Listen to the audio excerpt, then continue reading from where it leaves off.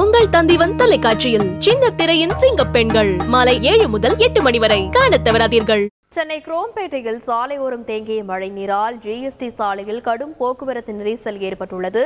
இது பற்றிய மேலும் விவரங்களை செய்தியாளர் மீரான் விவரிக்க கேட்கலாம். வணக்கம் மீரான், இது குறித்து பொதுப்பணித்துறைக்கு தகவல் எதிரும் தெரிவிக்கப்பட்டிருக்கிறதா? மழை நீரை அகற்றுவதற்கு என்ன நடவடிக்கை எடுக்கப்பட்டிருக்கிறது?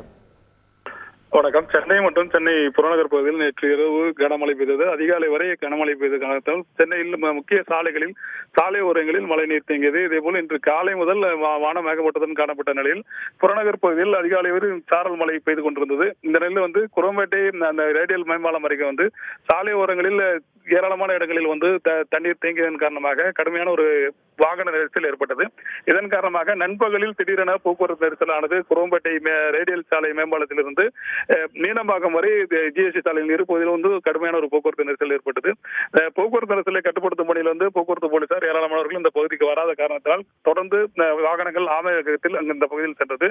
இந்த நிலையில் ஜிஎஸ்டி சாலையில் கனமழை பெய்கின்ற நேரத்தில் இந்த ரேடியல் சாலை மேம்பால கீழ்ப்பகுதியில் கனமழை பெய்கின்ற நேரங்களில் சாலை ஓரங்களில் மழைநீர் தேங்குவதால் கடுமையான ஒரு போக்குவரத்து பாதிப்பு ஏற்படுகிறது. இதை தடுப்பதற்கு மழைநீர் தேங்காத அளவு நடவடிக்கை எடுக்க வேண்டும். மழைநீர் தேங்கினாலும் உடனடியாக மாநகராட்சி மற்றும் நெடுஞ்சாலைத்துறையினர் அந்த பகுதியில் தேங்கி இருக்கின்ற மழைநீரை அகற்ற வேண்டும் என்ற கோரிக்கையை வாகன ஓட்டிகள் எழுப்பியிருக்கிறார்கள்.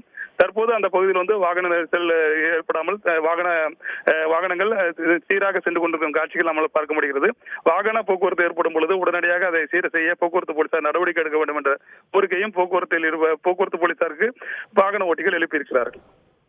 விரிவான விவரங்களுக்கு நன்றி மீரான். உங்கள் தந்திவன் தொலைக்காட்சியில் சின்ன திரையின் சிங்கப்பெண்கள் மாலை 7 முதல் 8 மணி வரை காணத் தவறாதீர்கள்.